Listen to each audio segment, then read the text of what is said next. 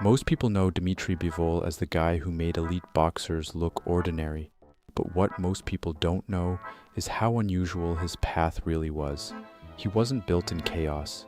He wasn't forged in wars or street fights. He was engineered, trained inside a system designed to remove mistakes before they even happen, a system where every step, every punch, every reaction is calculated. And once you understand that system, you start to realize something uncomfortable. Bivol isn't the exception. He's the result, and there are more just like him.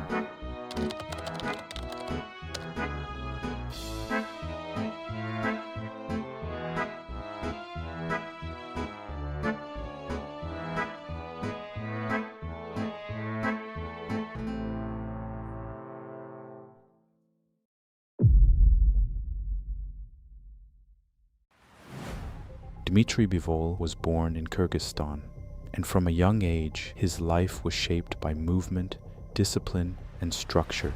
He didn't grow up with the glamorous version of boxing that people see on TV. He grew up in a system where hard work mattered more than hype. Like many elite fighters from that region, he was introduced to a style of boxing that values fundamentals first: balance, footwork, timing, control, not chaos, not wild brawling. And that matters, because a fighter's style doesn't just appear out of nowhere, it gets built over years. Bivol's calmness under pressure, his ability to stay composed, and his technical discipline all started early. That's why even against aggressive opponents, he never looks rushed. He already learned how to stay quiet inside the storm.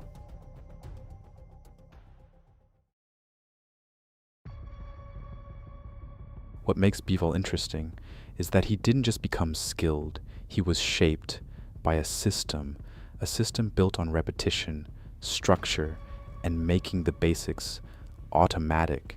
You don't just learn how to throw a jab, you learn when to jab, why to jab, how to use it to control space, and how your feet work with it.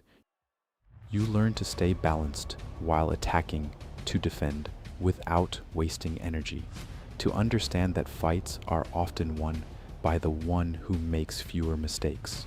And that's exactly why Bivol is so hard to break. He doesn't overreact. He doesn't fall apart under pressure. He doesn't need to win every exchange emotionally. He just keeps doing the job again and again and again. And over time, that kind of boxing becomes terrifying because the opponent starts to realize something frustrating. Nothing is working.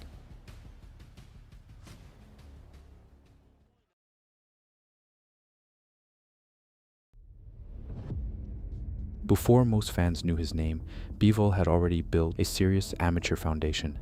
And that matters because amateur boxing doesn't just teach you how to win rounds. It teaches you how to read rhythm, how to control distance, how to stay clean, how to fight without taking unnecessary damage.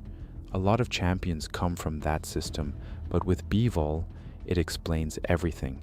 He didn't grow up fighting with emotion. He grew up fighting with precision, which means he became comfortable with discipline, round after round, using angles instead of forcing power, making opponents miss by inches again and again. And it doesn't look dramatic, it doesn't look spectacular, but that's exactly why it works, because step by step, he removes your options. And once your options are gone, you can't impose your game anymore.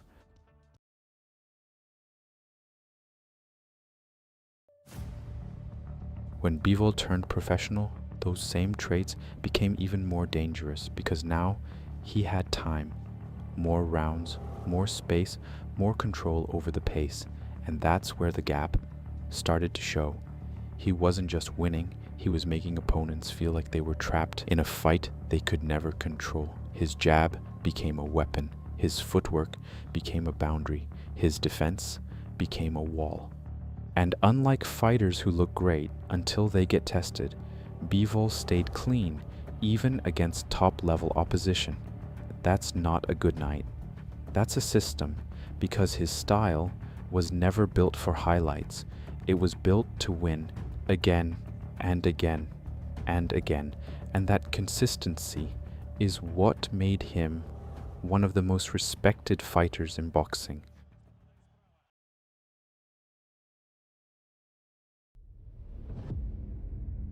The most impressive thing about Bivol's rise is that he never needed to become something he wasn't. He didn't need to be loud. He didn't need to fight reckless. He didn't need to chase drama. He just kept getting sharper, better timing, better positioning, better control. And step by step, that path took him to the top of the division. By the time people called him elite, it was already too late, because his entire career was built on one thing: being harder to beat than anyone expected. That's what makes his journey so compelling. It's not just that he became champion, it's how he did it, slowly, cleanly, without ever losing the identity that made him dangerous in the first place.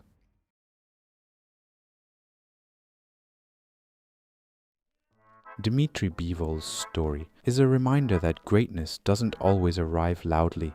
Sometimes it starts in childhood, sometimes it's built through repetition, sometimes the real weapon is discipline, long before talent becomes visible. And that's why Bivol is so fascinating. He's not just a champion, he's the product of a system, a mindset, and a life spent mastering the basics until they became almost impossible to beat. Alright, we'll wrap it up here. If you learned something from this breakdown, hit like so more people see it, and subscribe so you don't miss the next video. And if you want to go deeper, watch the next video on screen right now. I think you'll enjoy it.